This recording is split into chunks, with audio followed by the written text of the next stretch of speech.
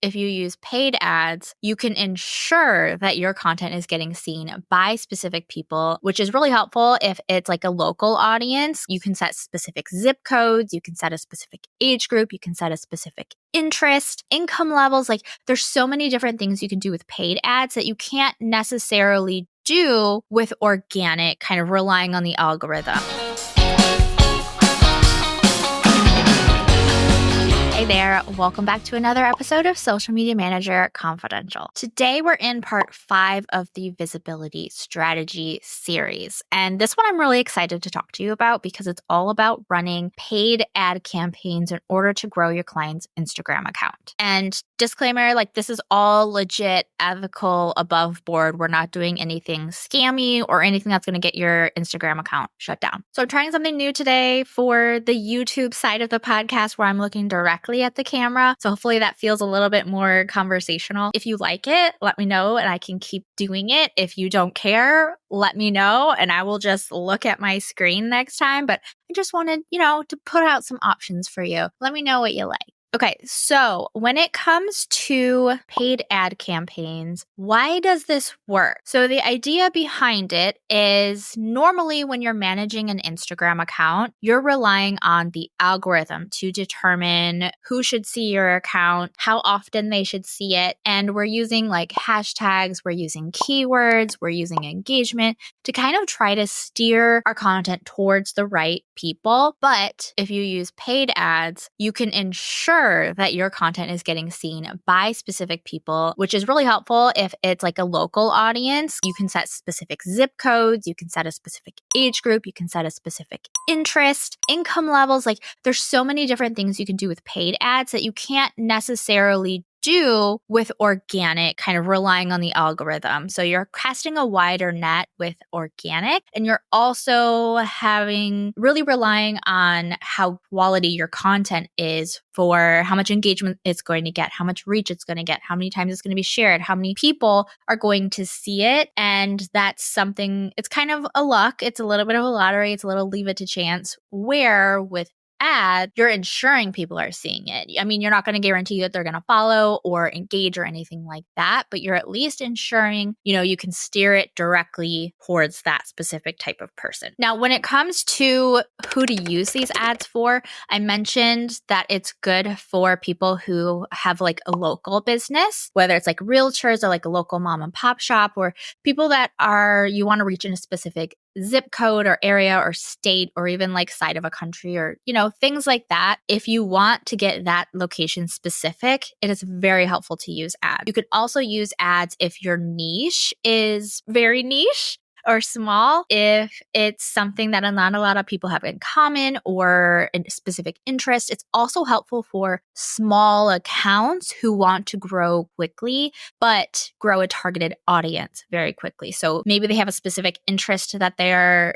interested in, and we want to direct all of our ads, all of our traffic that way towards that specific audience. If your client account is already performing really well, if your followers are super engaged, you can just rely on the algorithm organically to help this account grow. It's doing a great job. It's already done it. But ads are always great to kind of speed that process along. Or if you are kind of stuck, it also helps to run paid ads. It's kind of a pay to play thing. Meta's always trying to get people to pay them money to reach their audience. So it is one of those things that, yes, it can help, but you got to make sure you do it well. It's not helpful for people who are wanting to grow and immediately convert that into sales. The method that we're using today, I want to say, you can definitely get sales from ads, but the method we're using today is not for sales. It is specific for account growth. And I'll talk more about how to make sure everything is set up for success for that can then later translate into sales and leads and things like that. When I recommend using this is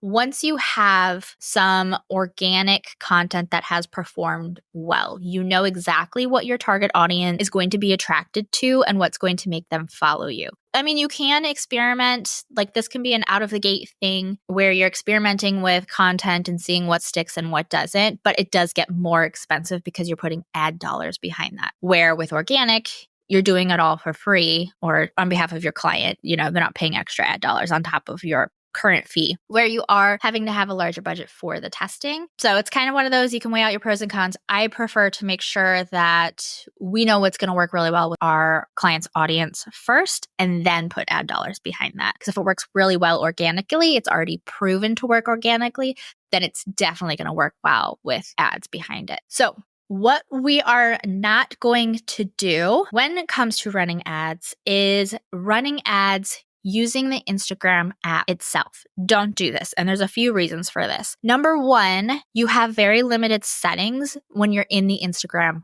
app. When it comes to audience targeting, it doesn't have all of the options as it does elsewhere. And I'll tell you where to go. We're also not using this anymore as of February 2024, because if you're doing it through an Apple product, iPhone, iPad, there's an extra cost now. And according to Instagram, it says starting February 2024, when you boost in the Instagram iOS app, you will be billed through Apple. And this is where Apple will retain a 30% service charge on the total ad payment, less any applicable taxes. This service charge is retained by Apple, not Instagram or Meta. So you're not just paying Instagram/Meta, but you're paying Apple on top of that. So your ad spend is an extra 30% on top of that. So we don't want to do that. And Instagram has actually recommended people to not use the app to boost posts anymore because of this if you have an Apple product. Android still, you're totally fine. So what we're going to be doing instead is using our computers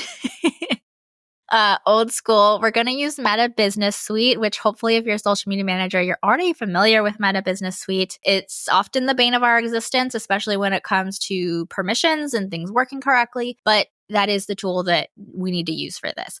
And you need to have an ads manager account, and your client needs to have an ads manager account. And then you want to have your client give you access to their ad account. We're not paying for ads ourselves on behalf of our client.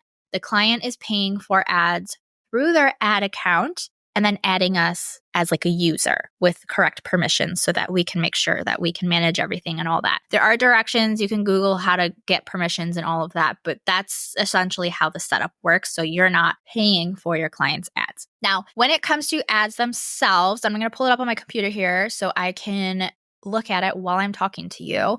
We have a few different objectives we can do. So if you're looking at the ads manager in the campaigns, which is the normal kind of like page that it takes you to, if you click the green button and hit create ad, you have a few different objectives that you can pick. There's awareness, there's traffic, engagement, leads, app promotion, and sales.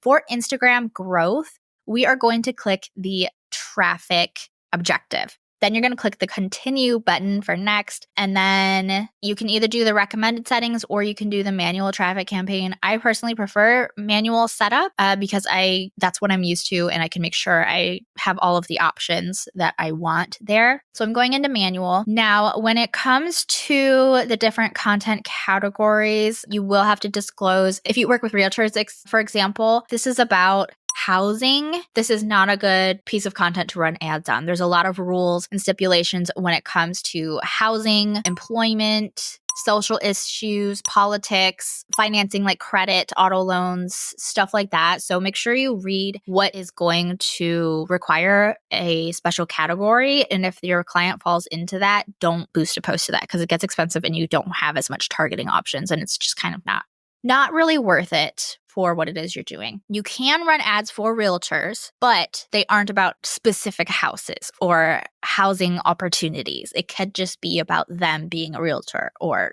stuff, lifestyle type stuff. Whatever works for your audience that is not a house. So we go into, there's a conversion location on one page. You can specific where you want people to convert. So this is where we're wanting to drive traffic to. And your options are website, app, messaging apps, Instagram profile, or calls. So we want to drive traffic to the Instagram profile. So these are the people that are seeing this ad. And then when they engage on it, click on it, learn more, that type of thing, it's taking them to your client's Instagram profile, right? So we're going to do that. And then you can set your daily budget, you can set the schedule, all of those things. And then when you go to audience controls, here is where you can edit the target audience settings. You can do anything from specific locations, you can do interests, you can do job titles, you can do ages, any type of demographic, or it could also be marital status, if they're parents, if they are parents, what ages. Like there's so many different targeting options in there. You can search, you can browse. They have suggestions for you if they have a feel for who it is you're trying to target. So you can select all of those, and Instagram will do its best to find people that match those that are likely to click that profile or click to view more of the profile. So it'll optimize it for that. You can then set your placement. You're going to want to edit this. Normally it has advantage plus placements checked. That's where Instagram or Meta is basically deciding what placements to place your ad for best results. But we want to do manual here because we only want it to run on Instagram itself. Usually that's selected, but depending on how you set this up, sometimes it's also going to try to run it to like Facebook and Messenger and the audience network, which means basically anywhere, any website that is running Facebook ads like on the sides or whatever, which isn't great for conversion. So we want to make sure that it's only running on Instagram. And you can always say, I only want an Instagram feed, or I wanted to run it on stories, or just the profile feed or the explore page. I like to leave it as everything on Instagram and let Meta decide, using the algorithm, what performs best for that specific audience, get you the best results. So then you're going to go to next. And here is where you can then select the Facebook page it's going to run on, which technically it's not running on a Facebook page, but it needs to have the Facebook page in order to select the Instagram account that is linked to that Facebook page. Again, you need to do that in Meta Business Suite, or the Instagram account isn't going to come up in the drop down. So select your client's Instagram account. And then I like to select, instead of create ad in the ad setup, we're not creating something from scratch. We're using an existing post because, again, we're using posts that have already performed really well on Instagram. From there, you can select the post on Instagram that performed well that you want to use as an ad. Now, there's a couple of feats here. You can use a reel or a carousel, but you cannot use anything that has licensed audio or original audio. I mean, it's kind of pick and choosy, but basically anything that is licensed, it's not going to let you use it as an ad. Carousels are usually fine. It's the audio that is kind of the issue there. So you can pick the post that you want to select and then click continue. It will keep the caption as is, but it will also allow you to add different types of captions so that you can kind of test out what caption is going to work for you. So you can do that. And then you're going to hit publish, and that's going to be it. It's going to run ads. I mean, there's a lot of different ways you can do this. Budgeting, again, it's going to depend on what audience you're trying to reach and how specific and narrow you're getting. You are competing against every company, including places like Target and like Starbucks, to reach a specific set of audience if they are running ads to that audience. So it's always kind of difficult to determine as far as budget, what is reliable. I've had clients see success with this strategy for $2 a day. I've had others where they need to put $10, $15 a day. So it does depend on who you're trying to reach and how competitive you're wanting to be. Before you run these ads though, we need to make sure your Instagram profile is conversion optimized, which means that we need to take a look at the conversion rate. And if you're not sure what the conversion rate is for that, it's basically taking the percentage of profile visits that you get in total, maybe over the last 30 days, and then see how many of those profile visits turned into new follows. So that's taking the profile visits metric and the new follows metric and getting a conversion rate out of that. Typically 10 to 15% is like the standard baseline. If it's above that, perfect. But you can kind of use that as a way to calculate how much it'll cost you to gain a new follower for your client so they have an idea budget-wise. Now, we can maximize our conversion rate by making sure that the profile is optimized, the bio is optimized, it's got keywords, the story highlights are also optimized. We want it to look like basically kind of like a website is what the story highlights are for, where people don't want to leave Instagram. So we're giving them all of the information in the Instagram app itself. That's where the story highlights are. So there's an about, there's a services, social proof type of stuff, packages, how to work together, maybe links to the products themselves so they can go purchase those. That's the purpose purpose of the story highlights. Use them strategically. If you're not sure how to do the conversion rate calculation, if you want some help optimizing Instagram profiles, all of that, I recommend my metrics masterclass. It's only $67, takes about 30 minutes to get through. And there's also a lot of free resources in there, formulas, reporting, stuff like that. Definitely recommend it. I will link it down below in the show notes for you. And we also want to look at our pinned post strategy. So the top 3 posts in your Instagram profile should be strategic when it comes to the buyer decision journey. It can lead into maybe email signups for your client, or it can lead into engagement. It can lead into here's our offers right now. Here's how to work with me. Those are the 3 posts that people are going to see immediately following looking at the story highlights in the bio and stuff like that. Those are the first 3 posts. So those are super important. So you want to make sure all of those things are optimized for a high conversion rate before you run ads. So that's, again, something you should test organically. You can also test it with paid ads, but again, it's going to be a little more expensive, but definitely pay attention to that conversion rate number. So before you do this, I know there's a lot of before you do that, before you do this, but before you do this, please try this out, not on behalf of your clients. Let's be ethical about it. Or you can say, hey, I heard this new thing. I would like to try it. If you haven't done this before, if you don't have experience with running ads or anything like this, be upfront about it with your client. Maybe they'll be okay being the guinea pig and maybe not. Maybe you can volunteer somewhere that might need help with this or offer it at a really low discounted rate, but get experience doing this for clients before you actually offer this as a service, because we don't want to be spending a ton of their money in addition to what we are already doing with our services. We don't want there to be extra fees on top of that we're making them pay for that they're not going to get results from. So make sure that you have all of the things in place. You're using data to back up your decisions with ads, and that's where you're going to find success. So I hope you found this helpful. Let me know what your thoughts were. If you like this format, if you have questions about ads.